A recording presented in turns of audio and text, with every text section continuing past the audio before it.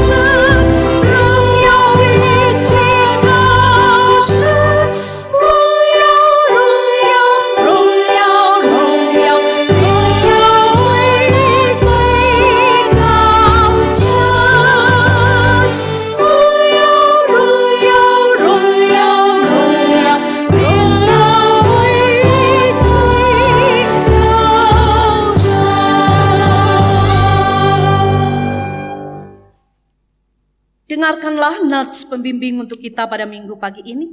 Wahyu pasal yang keempat, ayat 9 sampai dengan ayat yang ke-11.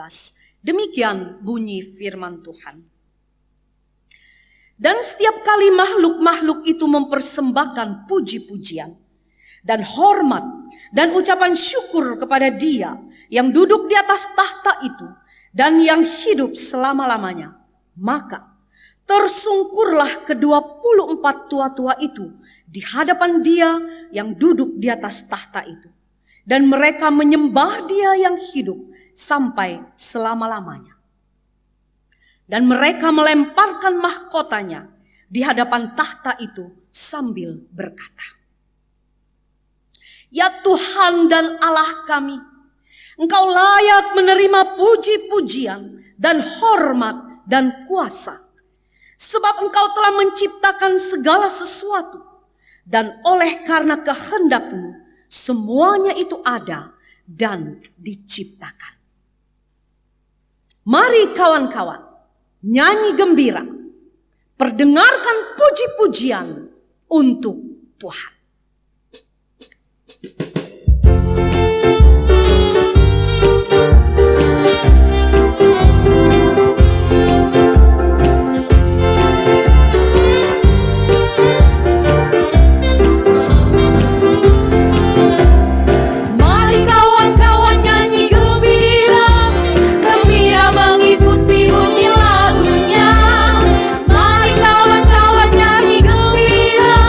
Supaya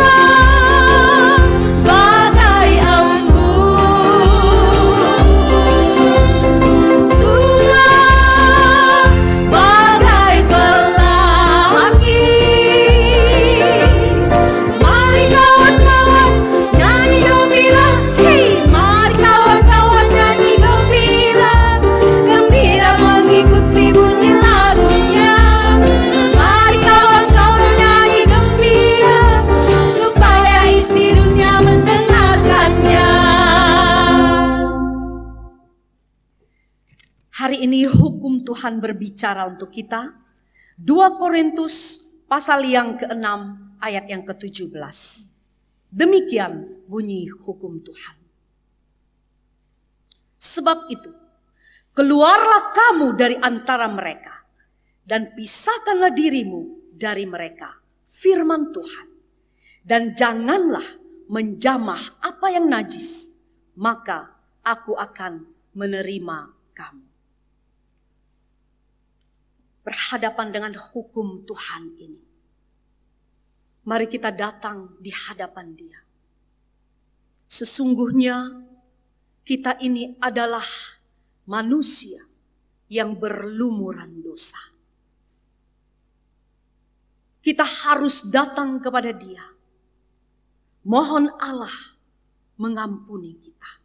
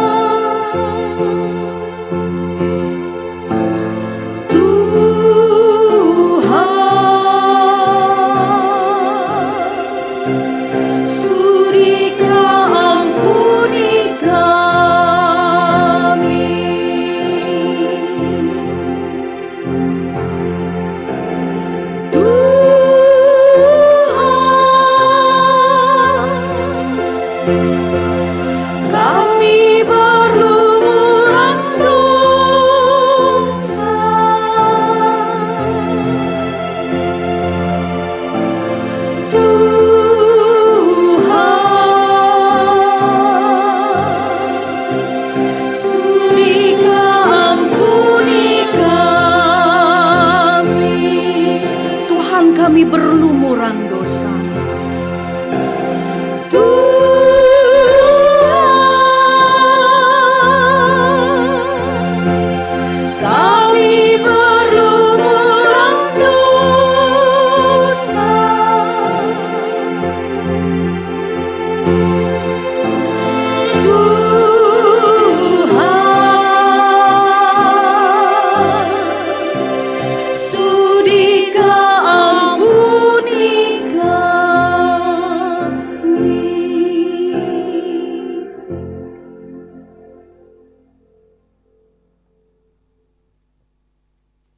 Jemaat yang dikasihi dan mengasihi Tuhan, mari kita menghadap kepada Tuhan di dalam doa memohon pengampunan seraya jujur mengakui segala kesalahan dan dosa kita. Mari berdoa.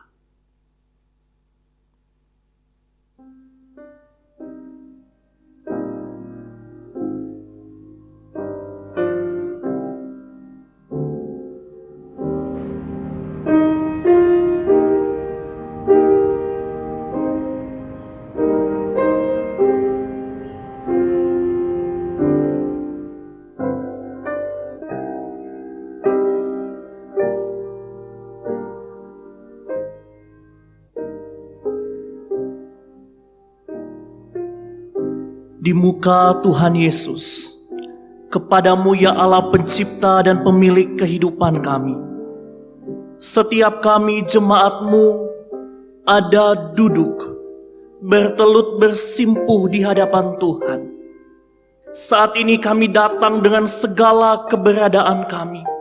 Dengan apa adanya kami ya Tuhan, tak satu pun yang dapat kami sembunyikan di hadapan Tuhan. Kami menyadari bahwa kami adalah manusia berdosa. Orang-orang yang sering kali mendukakan hati Tuhan. Sejak kami kecil hingga sampai hari ini. Acap kali ya Tuhan, kami tidak mengindahkan perintah-Mu. Acap kali ya Tuhan, kami membelakangi Engkau. Acap kali ya Tuhan, kami melawan, kami membantah, kami bersungut-sungut kepada Tuhan. Kami sadar bahwa kami adalah manusia yang berlumuran dosa. Sudikah kiranya Tuhan mengampuni kami. Dan saat ini kami datang, memohon pengampunan, memohon pelepasan, memohon kekuatan dalam penghiburan kepada Tuhan. Ubah hati kami ya Tuhan, ubah pikiran kami, ubah kehidupan kami. Roh Kudus-Mu senantiasa kami rindukan, menuntun dan memimpin perjalanan hidup kami. Terima kasih untuk Tuhan yang dengan setia mendengar dan menerima kami. Terima kasih kepada Tuhan untuk pengampunan kekal yang telah diberikan kepada setiap kami. Kuatkan dan teguhkan iman percaya kami melewati tantangan badai kehidupan, godaan dosa di tengah-tengah dunia saat ini. Terima kasih ya Tuhan. Ini doa pengakuan, pengampunan, dan syukur yang kami terima daripada Tuhan. Di dalam nama Yesus kami berserah.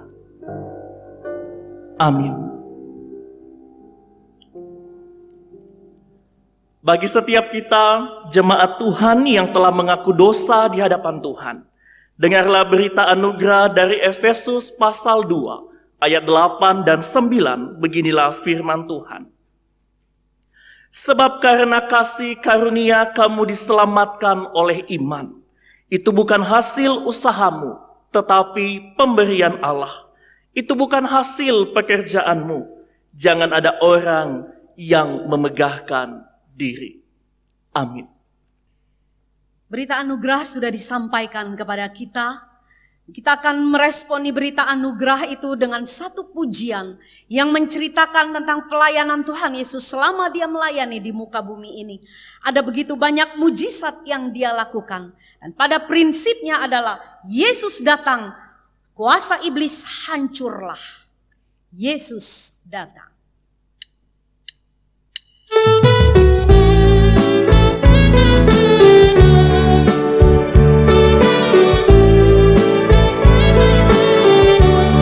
Yesus menyembuhkan orang yang buta. Yesus menyembuhkan orang yang dirasuk setan. Seorang yang duduk di tepi jalan, buta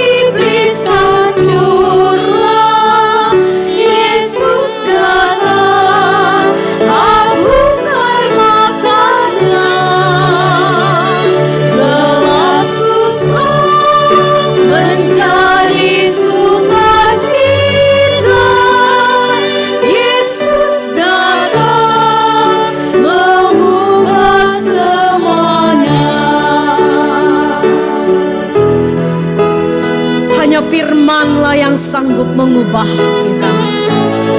Karena itu biarlah salib Kristus membuat kita semakin dekat kepada Dia. Bawalah aku Yesus dekat ke salib-Mu.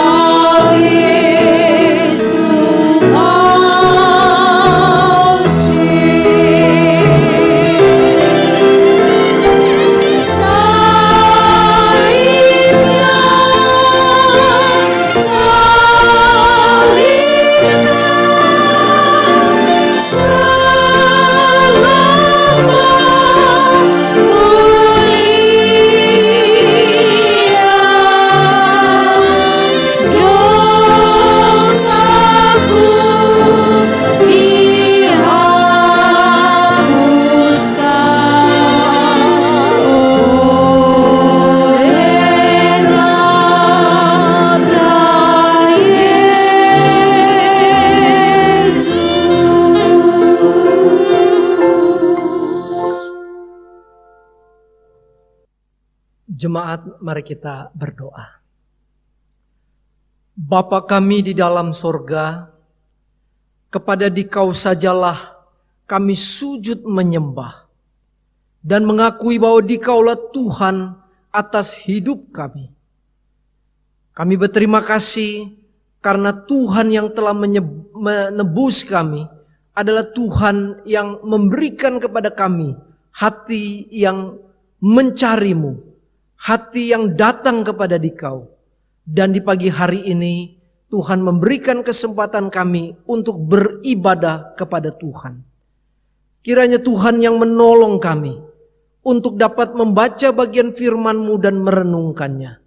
Taruhlah firman-Mu di dalam hidup kami, di dalam hati kami, supaya firman Tuhan menjadi pelita bagi kaki kami, yang menerangi saat kami berjalan di dalam dunia yang gelap. Dan kami tetap mengikuti apa yang firman-Mu ajarkan, supaya hidup kami boleh seturut dengan kehendak-Mu. Hidup kami boleh menyenangkan hati-Mu. Bapa kami di sorga, kami juga ingin berdoa untuk hamba Tuhan yang akan menyampaikan firman-Mu. Layakkanlah dia, kuduskanlah dia, dan pakailah menurut kerelaan hati-Mu, untuk dia boleh menguraikan firman-Mu, firman Tuhan yang kudus, firman Tuhan yang sanggup merubah hati manusia, firman Tuhan yang menegur namun juga menghibur, firman Tuhan yang menguatkan iman kami di dalam perjalanan mengiring Tuhan. Terima kasih Bapak. Dengarlah doa kami, karena di dalam nama Tuhan Yesus Kristus, Tuhan dan Juru Selamat kami yang hidup, kami naikkan doa kami. Amin. Shalom Bapak Ibu yang saya kasihi, dimanapun Bapak Ibu berada, saya menyampaikan salam hangat dari Gereja Kristen Kalam Kudus, Jemaat Mangga Besar, buat Bapak Ibu semua. Saya senang bisa berada di tengah-tengah Jemaat Gereja Kristen Kalam Kudus dari Pulau Sumatera sampai Pulau Papua dalam ibadah online yang memang diprakasai oleh Sinode Gereja Kristen Kalam Kudus. Karena itu mari sama-sama kita ingin belajar satu bagian dari kitab suci kita, 2 Korintus pasal 10 ayat 1 sampai ayat yang ke-5. Kalau Bapak Ibu di rumah membuka Alkitab Bapak Ibu, mari kita akan membacanya 2 Korintus pasalnya yang ke-10 ayat 1 sampai ayat yang ke-5. Saya akan membacakan ayat-ayat ini buat Bapak Ibu dan silakan menyimak di tempat masing-masing. Firman Tuhan berbunyi, "Aku, Paulus, seorang yang tidak berani bila berhadapan muka dengan kamu, tetapi berani terhadap kamu bila berjauhan. Aku memperingatkan kamu demi Kristus yang lemah lembut dan ramah. Aku meminta kepada kamu, jangan kamu memaksa aku untuk menunjukkan keberanianku dari dekat, sebagaimana aku berniat bertindak keras terhadap orang-orang tertentu yang menyangka bahwa kami hidup secara duniawi. Memang kami masih hidup di dunia, tetapi kami tidak berjuang secara duniawi. Karena senjata kami dalam perjuangan bukanlah senjata duniawi, melainkan senjata yang diperlengkapi dengan kuasa Allah yang sanggup untuk meruntuhkan benteng-benteng.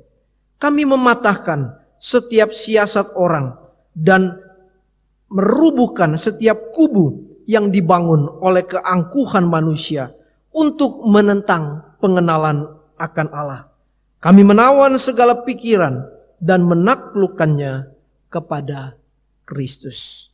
Sampai sedemikian jauh pembacaan firman Tuhan.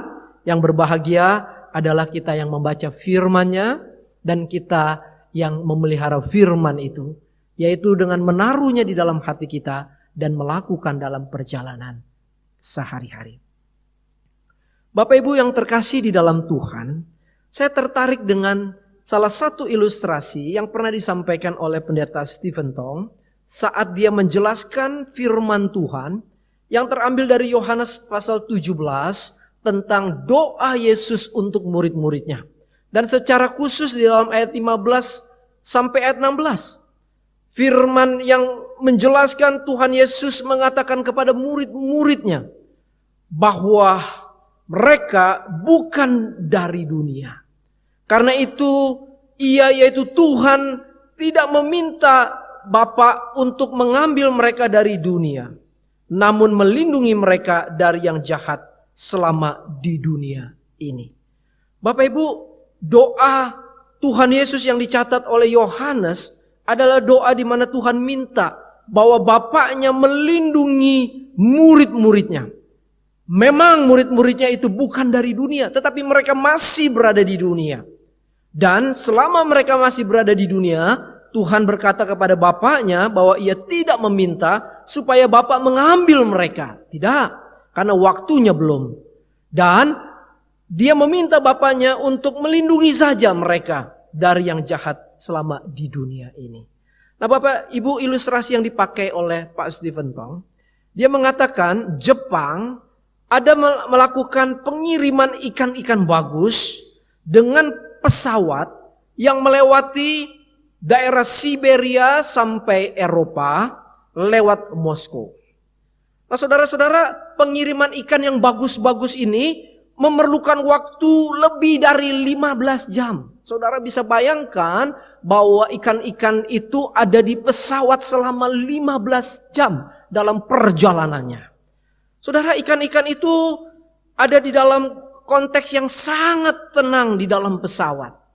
Dan pesawat itu membawanya dengan durasi waktu 15 jam yang sangat lama. Hampir separuh hari kalau kita menghitungnya sebagai 24 jam dalam satu hari. Nah, saudara-saudara, waktu ikan-ikan bagus itu sampai di Moskow dan saat dibuka, ternyata ikan-ikan tersebut banyak yang mati. Sehingga apa? Sehingga ikan-ikan yang bagus itu yang seharusnya diterima dengan baik, justru kenyataannya ikan-ikan itu banyak yang mati. Saudara, akhirnya dipikirkan bagaimana cara supaya ikan-ikan tersebut tetap sampai di tujuan dalam keadaan hidup seperti saat pengiriman itu dilakukan. Saudara, akhirnya dipikir-pikir, ditemukanlah satu cara yang dianggap baik supaya ikan-ikan itu tidak mati dalam perjalanan. Nah, apa yang dilakukan untuk pengiriman ikan-ikan itu? Saudara, setiap 50 ekor ikan ditaruhlah satu kepiting di dalamnya. Jadi saat 50 ikan itu sudah ada di satu tempat, maka ditaruhlah satu ekor kepiting. Saudara bisa bayangkan dalam perjalanan 15 jam, kepiting itu mencoba untuk jalan dan mencari mangsanya yaitu ikan. Sehingga ikan-ikan itu ketakutan untuk dijepit oleh kepiting itu. Dan bagaimana supaya ikan-ikan itu tidak kejepit kepiting atau kemakan oleh kepiting itu? Mereka akan berenang ke sana kemari. Dan mereka akan berjuang untuk menghindari kepiting tersebut. Sehingga saudara-saudara, selama 15 jam dalam perjalanan dengan pesawat dan tiba di tujuan, saat dibuka tempat ikan itu, maka tidak ada satupun ikan itu yang mati. Saudara-saudara, itu merupakan cara yang terbaik, di mana kepiting ditaruh dan kepiting itu membangunkan ikan-ikan yang dalam perjalanan 15 jam supaya mereka tidak tertidur. Nah, kira-kira seperti gitu ilustrasinya Bapak Ibu. Nah, saya senang kenapa? Karena dalam ilustrasi itu jelas sekali Tuhan berkata kepada bapaknya, berdoa kepada bapaknya supaya bapak melindungi mereka dari si jahat di dunia ini. Saudara, dunia yang kita hidupi adalah dunia yang kejam. Dunia yang kita hidupi adalah dunia yang ingin mempengaruhi orang percaya, mempengaruhi gereja supaya mengikuti pola dunia. Nah, itu sebabnya saudara-saudara dalam bacaan kita ingin belajar dari satu tema berbeda dari dunia. Saudara, gereja memang ada di dunia. Gereja masih ada di dunia. Meski banyak tantangan dan pengaruh dari dunia, tetapi Tuhan menghendaki bahwa gerejanya tidak boleh sama dengan dunia. Sekali lagi Bapak Ibu, meskipun gereja ada di dunia dan banyak tantangan dan pengaruh dari dunia yang ingin membawa gereja Tuhan, tapi Tuhan menghendaki gerejanya untuk tidak sama dengan dunia ini. Sehingga apapun yang sedang diusahakan oleh dunia, Tuhan menghendaki gerejanya tidak boleh mengikuti cara-cara dunia. Nah, saudara-saudara, meskipun dalam kenyataannya kita menyaksikan dan menemukan bahwa tidak sedikit gereja mulai berperilaku seperti cara-cara dunia. Atau gereja mulai sama dengan apa yang dunia ajarkan. Nah, dalam bacaan kita menemukan satu catatan dari Rasul Paulus pada waktu dia berhadapan dengan orang-orang di Korintus. Yang menganggap Rasul Paulus ini kalah hebat dengan rasul-rasul yang hebat. Jadi Rasul Paulus berhadapan dengan orang-orang yang menganggap dirinya sebagai rasul-rasul yang hebat.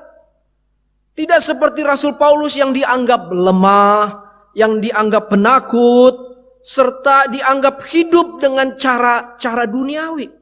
Itu sebabnya di dalam ayat yang pertama dan ayat yang kedua, Paulus mengatakan di dalam satu bahasa ironi, bahasa yang sebenarnya sedang memberikan teguran kepada orang-orang di sana yang menganggap Paulus lemah, yang menganggap Paulus penakut. Paulus katakan bahwa aku seorang yang tidak berani bila berhadapan dengan kamu, tetapi yang beraninya jika berjauhan. Saudara, bahasa ini adalah bahasa yang Paulus mau sampaikan karena di sana Paulus dianggap sebagai rasul yang tidak ada kekuatannya, tidak seperti rasul-rasul yang menganggap dirinya hebat, rasul-rasul super. Nah, saudara, dalam ayat yang ketiga, waktu Rasul Paulus mengatakan kepada jemaat di sana, Rasul Paulus mengatakan bahwa memang kami, yaitu Rasul Paulus dengan timnya, masih hidup di dunia. Tetapi kami tidak berjuang secara duniawi. Saudara, ayat 3 mau menjelaskan kepada pembacanya, kepada orang-orang di sana, bahwa memang kami ada di dunia. Percis seperti pada waktu Tuhan berbicara kepada bapaknya bahwa murid-muridnya tetap berada di dunia.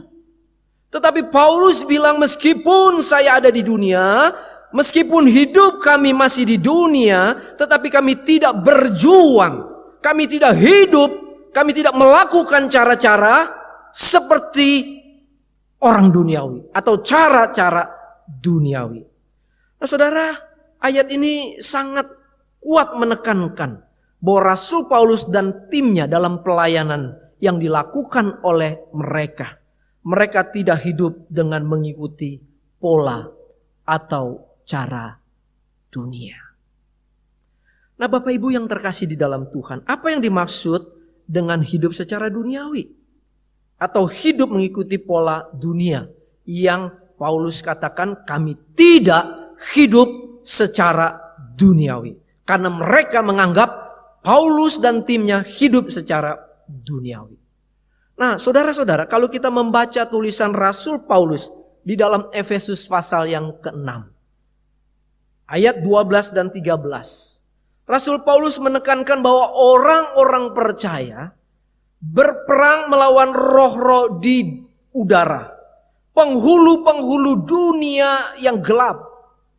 Karena itulah Rasul Paulus mengatakan, kamu sedang berperang dengan roh-roh dunia yang begitu ingin menghabiskan kamu.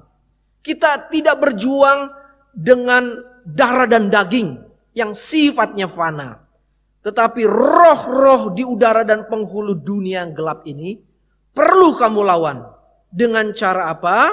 Dengan cara supaya kamu berperang memakai seluruh senjata Allah. Saudara, di dalam ayat yang ke-13 senjata Allah itu diuraikan. Berikat pinggangkan kebenaran, berbaju jirakan keadilan, lalu berkasut rela beritakan Injil, dan tetap dalam segala hal gunakan perisai iman.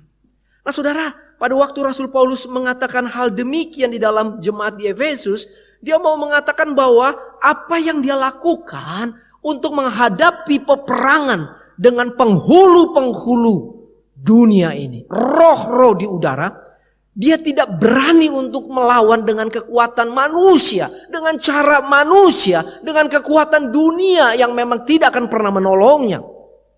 Karena itulah Rasul Paulus berkata, ambil seluruh senjata perlengkapan dari Allah. Perlengkapan senjata dari Allah. Dan lawannya dengan senjata Allah pasti tidak dengan cara-cara dunia. Nah, saudara, senjata Allah berbeda dengan senjata dunia. Atau cara Allah berbeda dengan cara dunia.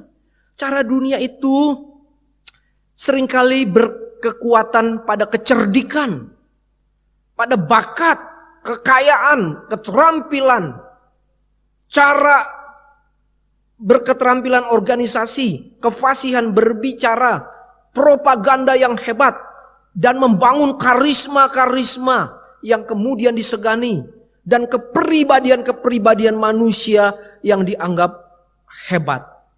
Saudara, itu adalah cara-cara dunia yang kesemuanya itu tidak mampu dan tidak dapat memadai kita untuk meruntuhkan benteng iblis dan cara si jahat itu. Saudara, saya tidak mengatakan bahwa keterampilan berorganisasi itu sesuatu yang buruk, tidak. Tetapi saya mau mengatakan bahwa pada waktu kekuatan keterampilan organisasimu mengalahkan cara-cara rohani, maka kamu sudah mengandalkan kekuatan manusia itu. Saudara, engkau punya kekayaan, boleh. Tetapi kalau kekayaan itu menjadi faktor utama bahwa engkau sanggup untuk mengatasi segala sesuatu dengan kekayaan, itu adalah cara yang pasti tidak akan bisa menolong kamu. Karena itulah yang dilakukan oleh orang-orang duniawi. Bukankah mereka menganggap kekayaannya mereka bisa melakukan apa saja dengan kemampuannya. Waktu mereka mempunyai kekuasaan, mereka bisa melakukan segalanya. Itu anggapan dari orang-orang dunia. Karena itulah saudara-saudara, dalam tulisannya kepada jemaat di Korintus, Paulus mengatakan dia tidak melakukan cara-cara dunia. Atau dia tidak berperang secara duniawi. Nah, senjata yang digunakan Paulus untuk mematahkan siasat orang dan meruntuhkan setiap kubu yang dibangun oleh keangkuhan manusia yang menentang pengenalan akan Allah adalah dengan menaklukkannya kepada Kristus. Saudara, Paulus katakan bahwa aku mematahkan siasat orang dan meruntuhkan setiap kubu yang dibangun oleh apa? Keangkuhan manusia. Keangkuhan yang bagaimana? Yaitu keangkuhan yang menentang pengenalan akan Allah. Itulah sebenarnya musuh yang terbesar. Itulah sebenarnya hal yang paling membahayakan dalam kehidupan peperangan rohani kita. Bahwa pikiran dan siasat dari orang-orang yang menganggap dirinya hebat, keangkuhan dirinya, yang semuanya itu sangat menentang kepada pengenalan akan Allah. Itulah yang sebenarnya sedang Paulus patahkan dan Paulus runtuhkan. Dan bagaimana dia meruntuhkan dan mematahkannya? Dia katakan, aku menaklukkannya kepada Kristus. Saudara, di sini Paulus menyatakan cara rohaninya, yaitu semua pikiran dan siasat yang jahat itu, yang dilakukan oleh keangkuhan manusia untuk menentang mengenal Allah, aku bawa semuanya kepada Kristus. Nah, saudara, cara Paulus menghadapi konflik di Korintus ini adalah menyatakan Kristus, salib Kristus. Kalau saudara baca mulai dari 1 Korintus, kita menemukan di sana ada perselisihan antara jemaat. Dia katakan, aku datang dengan tidak mau memusingkan yang kamu sedang ributkan. Tetapi aku ingin menyatakan Kristus. Kristus yang tersalib. Saudara, Paulus di dalam penanganan konflik di kota Korintus, dia mengedepankan Kristus, salib Kristus. Nah saudara, Injil salib yang menyelamatkan orang, inilah yang sebenarnya Paulus mau sampaikan di dalam cara-cara penanganan konflik atau masalah yang sedang dihadapi. Kenapa? Karena hanya Injil saliblah yang telah menyelamatkan orang, yang dapat membangun orang, yang dapat menguatkan orang. Injil saliblah yang membuat orang berbalik kepada Allah. Kenapa? Karena di dalam Injil salib yang diberitakan oleh Paulus, Paulus menyatakan keteladanan Kristus serta karya Kristus yang merupakan pusat dari pengajaran Rasul Paulus. Saudara, keteladanan Kristus dan karya Kristus itu diuraikan berulang-ulang oleh Paulus di dalam surat-suratnya. Supaya setiap orang yang membacanya, setiap orang yang mendengar pemberitaan itu, mereka sadar bahwa hanya Injillah yang mampu menyelamatkan manusia. Hanya Injillah, Injil saliblah yang justru bisa membangun manusia yang sedang dalam keputusasaan, dalam kesulitan menghadapi dunia ini. Saudara, saat kita ada masalah atau saat kita ada konflik, sebenarnya disitulah ujian yang paling kuat untuk dapat membuktikan apakah saudara dan saya menghadapi dan melewati masalah atau konflik tersebut dengan cara duniawi atau cara rohani. Jadi ujian kita untuk melihat apakah kita melakukan dengan cara-cara duniawi atau cara-cara rohani di dalam sebuah konflik, itulah yang akan membuktikan apakah kita adalah orang-orang yang mempunyai kekuatan rohani atau kita orang-orang yang mungkin menyebut diri Kristen tapi kita tidak beda dengan orang-orang duniawi. Nah, saudara-saudara, dari apa yang kita baca di dalam surat Paulus kepada jemaat di Korintus, 2 Korintus 10 tadi, ayat 1 sampai ayat yang kelima.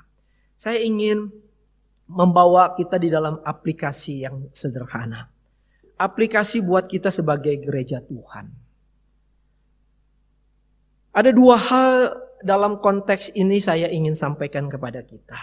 Karena tema kita adalah berbeda dari dunia. Konteks yang pertama adalah konteks gereja sebagai organisasi rohani. Saya ingin membawa kita untuk melihat gereja dalam konteks sebagai organisasi rohani. Nah, saudara, kita sebagai hamba Tuhan dan juga majelis jemaat, pasti kita akan senang jika gereja kita itu dihadiri jiwa-jiwa yang beribadah di dalam gedung gereja kita. Dan kita senang kalau jumlahnya dari waktu ke waktu bertambah. Karena bagi kita itulah satu pertumbuhan gereja, bukan? Kita menganggap pertambahan jiwa-jiwa dan orang-orang itu sebagai salah satu indikator gereja kita mengalami pertumbuhan. Dan pertumbuhan itu adalah pertumbuhan kuantitas orang-orang yang datang. Senang gak? Senang saudara-saudara. Karena gereja kita tidak terdiri dari bangku-bangku kosong. Saat hamba Tuhan berkhotbah, dia melihat mata daripada jemaat yang duduk. Apakah tatapan mata itu tatapan mata sedang sedih atau sedang punya permasalahan atau yang sedang bergumul sesuatu. Hamba Tuhan itu menyampaikan firman kepada mereka dengan penuh kekuatan dari Allah. Rasanya senang sekali saudara-saudara. Jadi bangku-bangku yang penuh dengan jiwa-jiwa itu akan memberikan semacam sukacita tersendiri bagi hamba Tuhan dan majelis yang mengelola gereja. Nah, saudara-saudara, namun pertanyaannya bagaimana gereja yang menghendaki jiwa-jiwa itu datang dan memenuhi bangku-bangku dengan cara-cara yang rohani atau cara-cara duniawi, saudara-saudara. Nah, ini yang sebenarnya sedang kita coba ambil contoh atau aplikasi dari tema kita berbeda dengan dunia.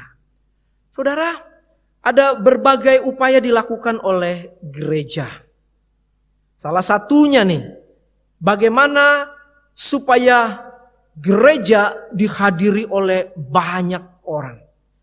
Yang membuat gereja itu mulai menjadi penuh. Saudara, gereja seringkali mencoba menyenangkan orang yang beribadah. Bagaimana cara menyenangkan orang-orang yang duduk, yang dari waktu merasa ingin datang ke gereja dan jumlahnya banyak. Salah satunya khotbahnya tuh harus banyak yang lucu. Makanya kalau ada hamba Tuhan yang bisa berbanyol, hamba Tuhan yang bisa melawak dalam tanda kutip stand up comedy di mimbar, itu jauh lebih disenangi. Apalagi kalau jemaatnya itu memang jemaat yang tidak mempunyai fondasi atau kekuatan firman dalam hidupnya. Sebagai jemaat Kristen yang cuma datang hari Minggu saja. Kira-kira seperti itu. Senang saudara dengan khotbah yang lucu-lucu. Kalau khotbah yang sifatnya ngejelimet, saudara begitu start khotbah, saudara merem. Begitu pengkhotbah bilang, ini yang terakhir saudara bangun. Kenapa? Karena alarmnya sudah berbunyi, tandanya khotbah selesai. Tapi kalau khotbah itu lucu, wah saudara merasa terhibur. Meskipun kalau ditanya pulang, apa sih isi khotbahnya? Itu loh ceritanya yang lucu begini. Saudara lebih kuat cerita lucunya daripada pembacaan firman Tuhannya. Dan gereja dengan cara yang seperti itu mau menyenangkan orang yang beribadah dengan menghadirkan pengkhotbah-pengkhotbah yang bisa berkhotbah dengan banyak lucunya. Itu mungkin salah satu cara yang dilakukan oleh gereja-gereja yang mempunyai cara-cara duniawi. Atau mungkin gereja mulai memikirkan pendapat-pendapat musiknya itu jangan kuno dong. Kalau kuno nanti yang datang cuma orang-orang tua. Lalu bagaimana orang-orang muda? Maka nyanyilah dengan penuh kekuatan dinamika yang hebat. Kalau perlu jingkrak-jingkrak juga tidak, kenapa? Saudara, akhirnya orang mulai memikirkan bahwa musik-musik atau lagu-lagu hymn adalah lagu-lagu yang ketinggalan zaman. Saudara, padahal lagu-lagu hymn itu adalah lagu-lagu yang ditulis oleh orang-orang yang Tuhan kasih hati untuk menulis tentang apa yang firman Tuhan sampaikan melalui lagu. Mereka menggumulinya, mereka menuangkannya, bahkan menurut orang-orang yang bisa musik, itu tiap tangga nadanya, waktu menunjukkan Allah, maka akan begitu gegap gempita menyatakan Allah. Dan itu ada di dalam lagu-lagu hymn. Saudara, saya nggak katakan lagu kontemporer jelek. Ada lagu kontemporer yang baik. Tetapi pada waktu gereja kemudian berpikir bahwa lagu-lagu hymn itu menjadi lagu-lagu yang kuno, yang kemudian secara berangsur-angsur mulai dihilangkan supaya peminat-peminat yang datang ke gereja itu menjadi banyak. Saudara, kita mempunyai satu cara yang dunia sedang tawarkan. Atau ada gereja yang mencoba untuk menghadirkan umatnya dengan tawaran-tawaran, ada hadiah yang membuat orang bisa datang ke gereja. Saudara, iming-iming sesuatu. Hadiah itu bukan sekedar hadiah yang bersifat fisik. Hadiah itu bisa berisi hal yang kita sebut dengan kesembuhan atau keberuntungan. Saudara, saya mau katakan sekali lagi gereja-gereja mulai memikirkan cara-cara yang seperti itu menjadi salah satu cara yang mereka pikir ampuh untuk mendatangkan jemaat yang semakin hari semakin banyak.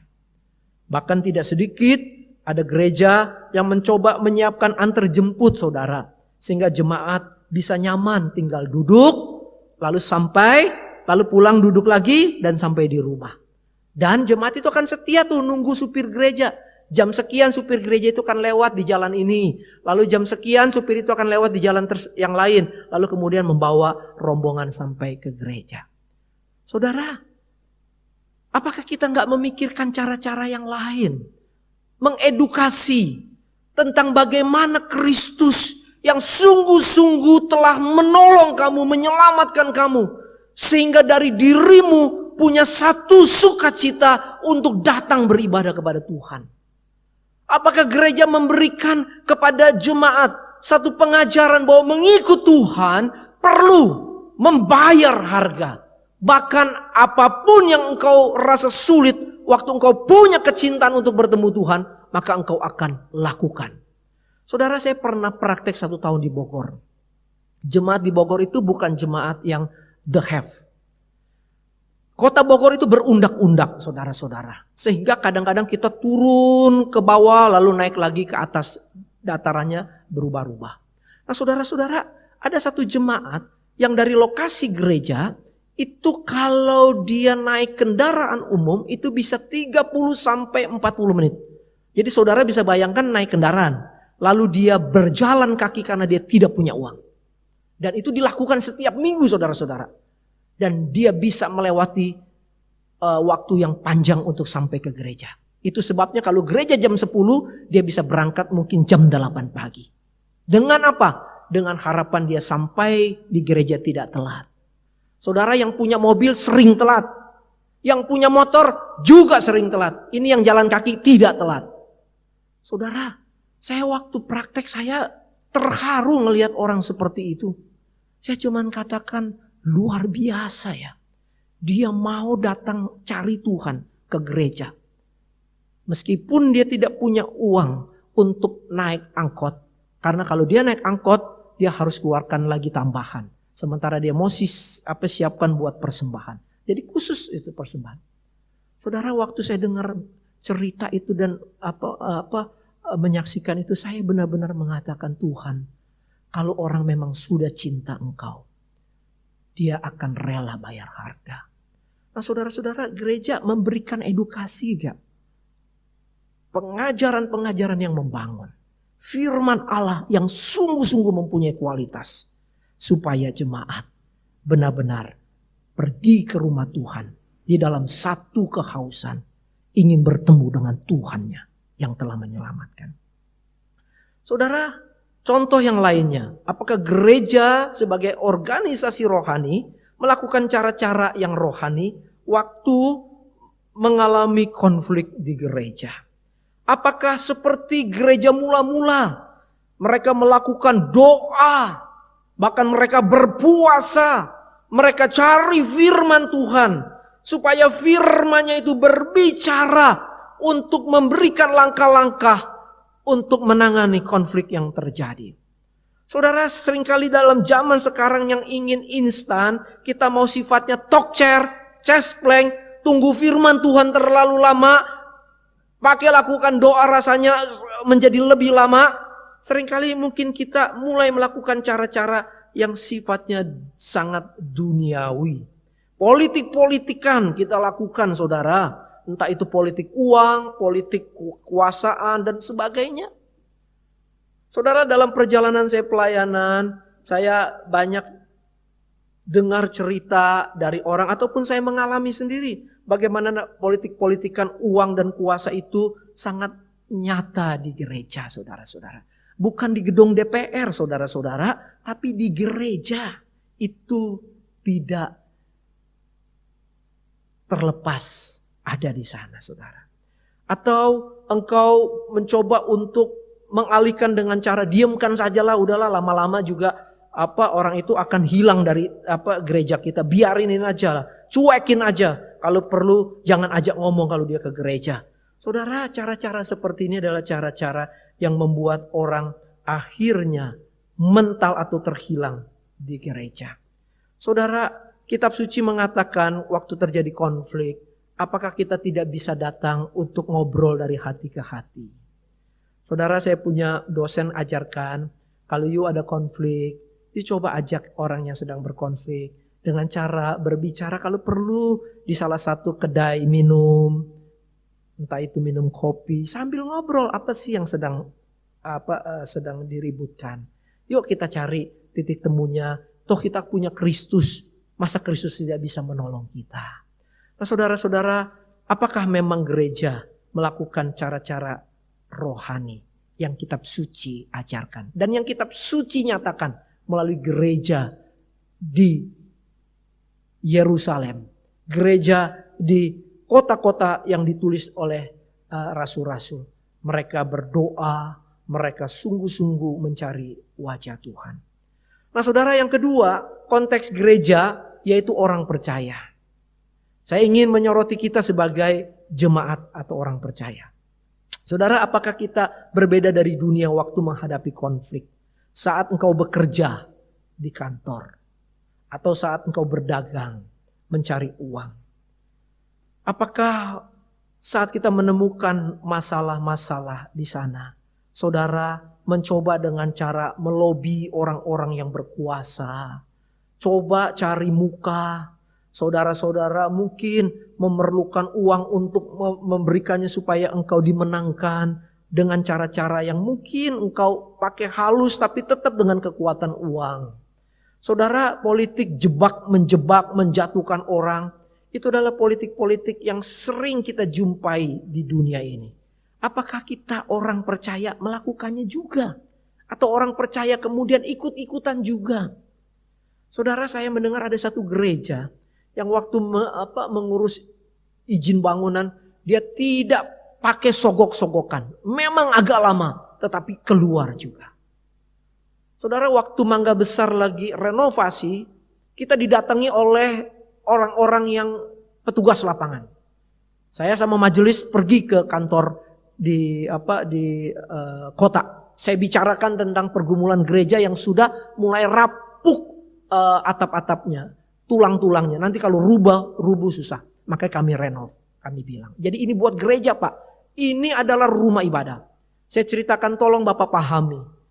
Kalau Bapak tidak kasih izin, kami akan diamkan. Nanti kalau jatuh, kami akan bilang Bapak bertanggung jawab. Saudara, pegawai itu bilang, udah kerjain aja, yuk kerjain aja. Saudara, saya tidak pernah mau kasih uang sedikit pun. Dan saya bilang sama majelis, jangan. Kenapa? Karena kita ingin pakai cara yang benar. Saudara, sampai hari ini pembangunan sudah mau hampir 100%. Dan kita tidak ada diganggu-ganggu oleh orang-orang yang mencoba untuk memerasnya. Meskipun orang yang pertama datang itu mau coba datang lagi. Saya bilang, jangan kamu datang lagi. Karena saya sudah bicara sama pemimpinmu dan pemimpinmu izinkan. Saudara, kita nih orang-orang percaya, yaitu gereja Tuhan. Kalau melakukan dengan cara-cara seperti itu, kita tidak beda dengan dunia ini. Atau engkau pedagang, engkau mulai pakai politik-politik supaya untung banyak. Dengan cara-cara licik, mengurangi timbangan dan segala macam. Saudara, mari kita melihat, mengintrospeksi kita. Atau kita gereja sebagai orang percaya yang hidup dalam rumah tangga. Saat ada konflik di rumah tangga kita, apakah kita datang dengan doa? Tuhan, aku sedang bergumul, aku sedang ribut sama istriku nih Tuhan. Tolonglah. Engkau bilang sebelum matahari terbenam, tapi ini konflik kok rasanya bisa sampai besok Tuhan. Gimana ini Tuhan? Doakan gak saudara-saudara? Dengan penuh pengharapan sama Tuhan agar menolongnya. Bahkan cari Tuhan, beri firman supaya saya bisa mengatasi konflik ini bersama istri saya atau suami saya. Bahkan kalau perlu saudara-saudara, apakah engkau menggumulinya dengan hamba Tuhan yang engkau percayai untuk sungguh-sungguh membantu dalam konflik itu. Atau engkau mulai pakai cara-cara yang tidak benar. Daripada ribut, daripada pusing, kita bubar, kita cerai. Itu jalan yang terbaik. Saudara, saya dulu pernah melayani sebagai lawyer. Datanglah seorang yang minta untuk ditolong supaya bisa cerai sama istrinya. Saudara tahu siapa orangnya? Seorang hamba Tuhan. Dia datang kepada saya dan minta supaya saya tolong perceraiannya. Saya bilang, Pak, Bapak hamba Tuhan harusnya adalah hamba yang menyatukan orang yang mau menikah. Sekarang Bapak ingin cerai. Saya gak mau, saya bilang. Saya gak mau nanganin kasus Bapak. Saya cuma katakan saudara, siapapun kita sebagai gereja, orang percaya. Mari kita pikirkan tentang Kristus yang menjadi penolong juru selamat kita. Firman-Nya sudah Dia berikan kepada kita. Keteladanan dan karyanya di kayu salib. Itu sempurna untuk menolong kita dalam mengatasi hal-hal yang kita sedang hadapi. Kiranya Tuhan menolong kita bersama. Supaya sebagai gereja, yaitu pribadi-pribadi, tetap kita mencerminkan pemikiran rohani, kekuatan firman di dalam menghadapi setiap masalah. Dan sebagai institusi rohani, gereja secara organisasi, mari kita tetap melakukan cara-cara pelayanan yang dikehendaki oleh Allah. Mari kita berdoa. Bapa, kami bersyukur kepadamu karena firman-Mu lah yang selalu mengajar kami. Mengajar supaya kami mengikuti apa yang Tuhan kehendaki selama di dunia ini. Karena waktu kami mengikuti langkah-langkah yang firman-Mu ajarkan, maka Tuhanlah yang akan menyatakan segala yang Engkau kehendaki dalam kehidupan kami. Dan waktu kami melakukan apa yang firman-Mu ajarkan, maka kami tidak akan terjebak dengan cara-cara dunia. Cara-cara manusia dengan keangkuhannya yaitu keangkuhan yang menolak pada pengenalan akan Allah. Ya Tuhan, tolonglah kami, karena kami masih ada di dunia ini. Dunia yang punya pengaruh dan arus yang sangat kuat. Jikalau bukan Kristus batu karang yang kokoh yang menopang kami, maka kami akan terhanyut, terombang-ambingkan. Berkatilah gereja Kristen Kalam Kudus, baik dari Pulau Sumatera sampai Pulau Papua. Tuhan, pakailah kami menjadi gerejamu, yaitu gereja Tuhan secara rohani menyatakan kerajaan Allah melalui pelayanan yang kami lakukan. Dan sebagai gereja, yaitu pribadi-pribadi orang tebusan, berikan kami kekuatan terus menyatakan Kristus Yesus di dalam seluruh aspek hidup kami. Sehingga perjalanan kami adalah perjalanan yang berbeda dengan cara dunia ini. Tuhan berkati sinode gereja Kristen Kalam Kudus, dimanapun teman-teman badan pengurus berada, satukanlah di dalam satu hati, bekerja sama di dalam kesinodaan. Baik rekan-rekan badan pengurus yang ada di Sorong, yang ada di Pekanbaru, yang ada di Jakarta, semua kami disatukan dalam satu kinerja sebagai sinode yang memikirkan hal-hal yang berkaitan dengan perjalanan gereja Kristen Kalam Kudus yang ada. Tuhan juga berkati seluruh gereja-gereja, yaitu gereja Kristen Kalam Kudus dengan beban tanggung jawab di lokasi masing-masing. Tuhan tolong dan berikanlah jalan keluar. Jemaat dalam pergumulan, sertai dan berikanlah penghiburan dan pertolongan kepada umat Tuhan. Di tengah masa pandemi ini, berikan hati yang teguh untuk terus menaruh harap pada Tuhan.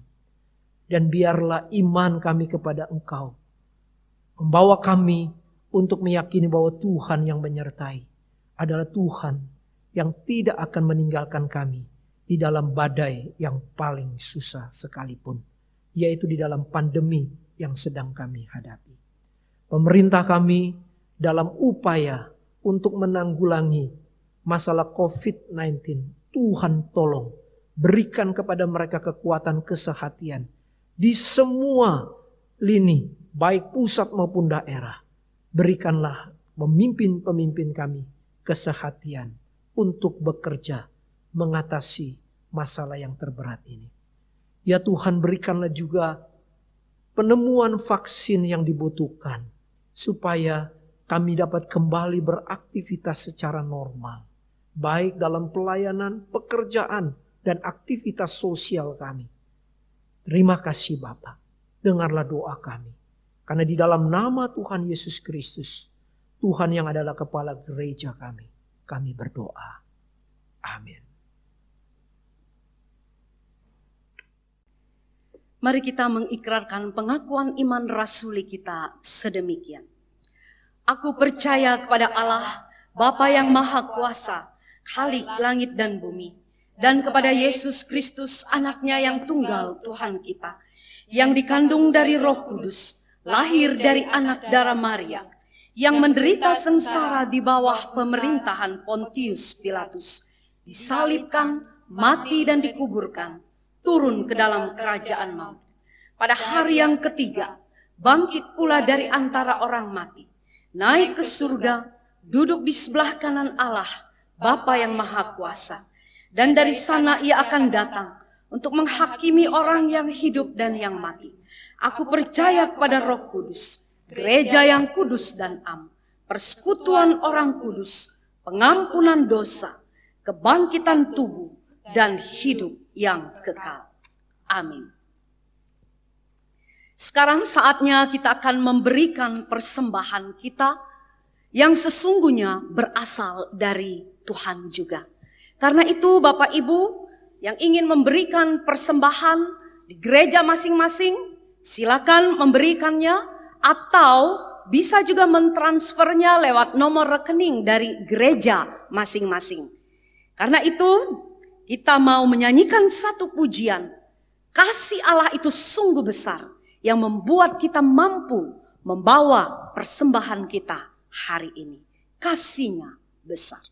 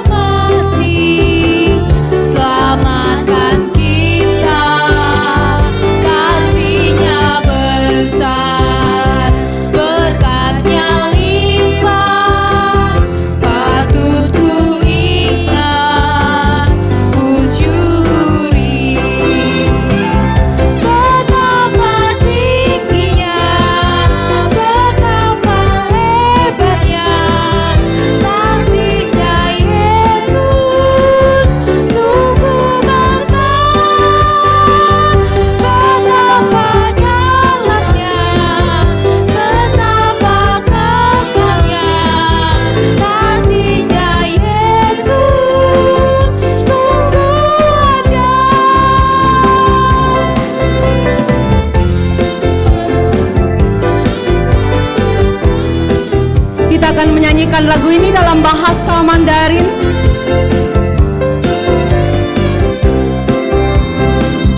Tu ai you duo shao, tu en you duo shen, ta gen yan shen yin, wei jiu ren ling huan.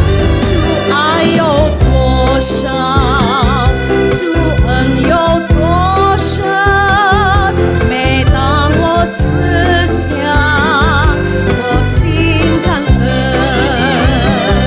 天地有多么高，天地有多么远，救主的真爱也有多大，永恒有多么长，无限有多么广，救主的。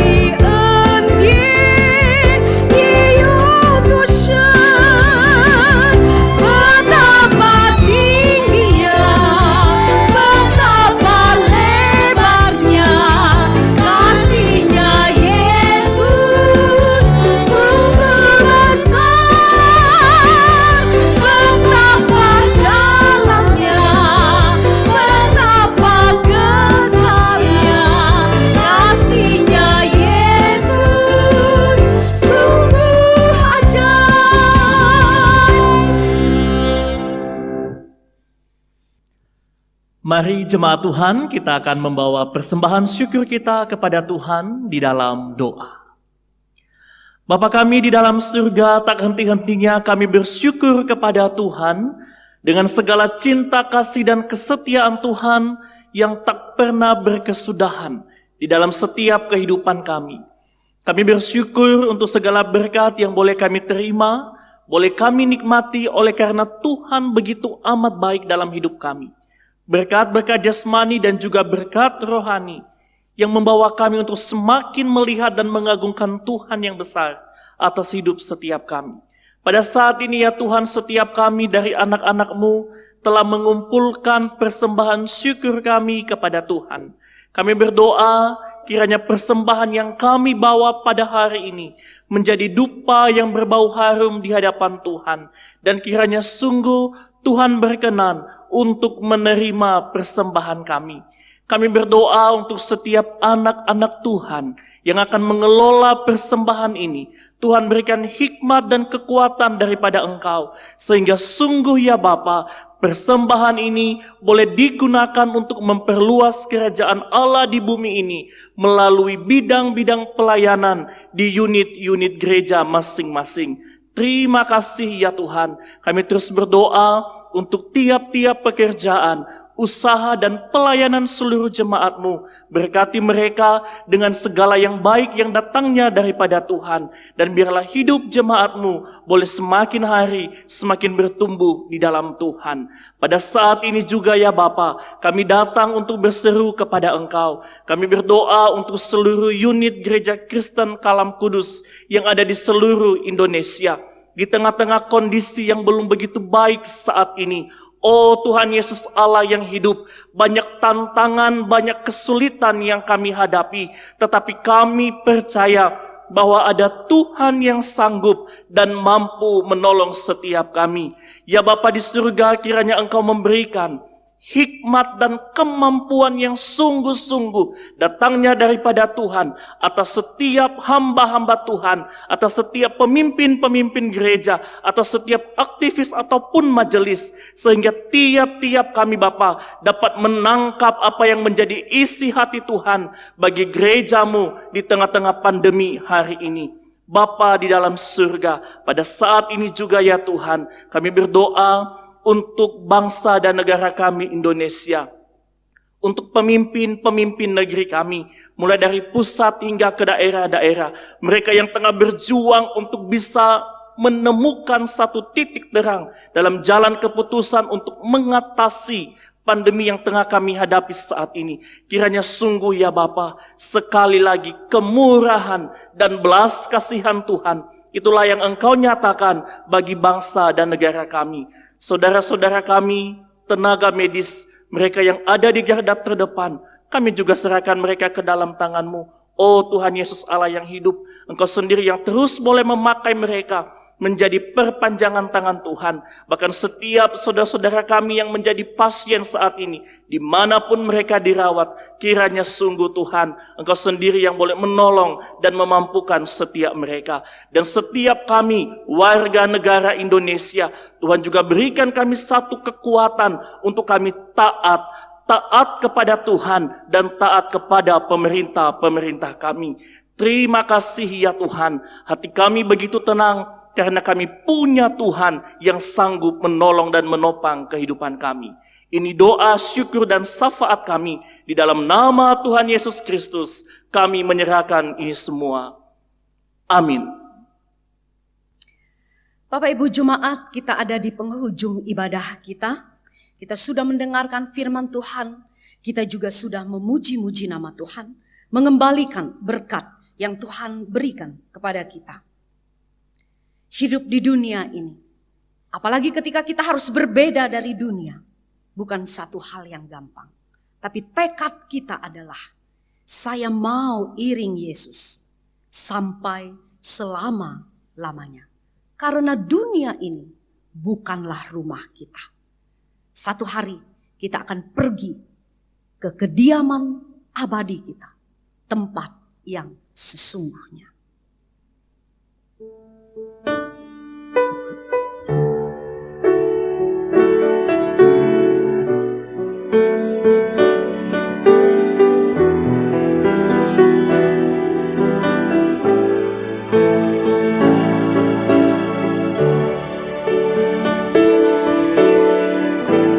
Saya mau iring Yesus, saya mau iring Yesus sampai selama-lamanya. Meskipun saya susah,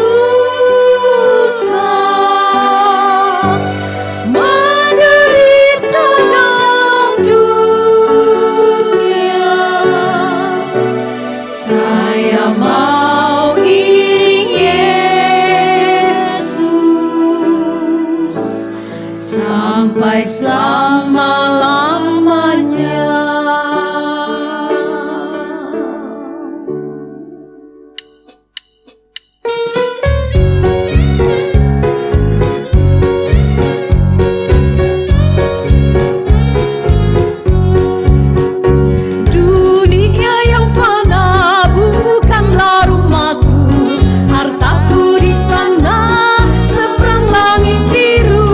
Malaikat malam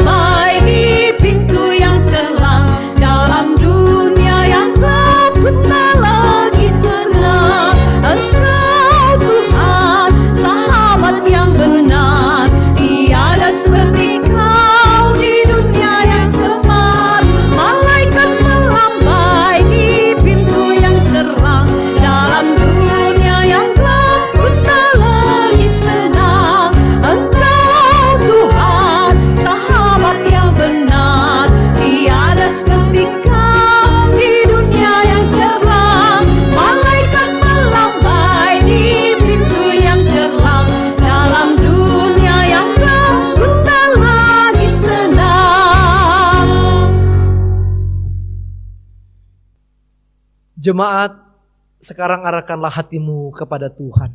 Kembalilah di dalam tugas dan tanggung jawab yang Tuhan percayakan kepada kita di tempat masing-masing. Dan pulanglah dengan menerima berkat dari Tuhan. Tuhan memberkati engkau dan melindungi engkau. Tuhan menyinari engkau dengan wajah-Nya dan memberi engkau kasih karunia. Tuhan menghadapkan wajah-Nya kepadamu dan memberi engkau damai sejahtera mulai dari saat ini sampai selama-lamanya. Amin.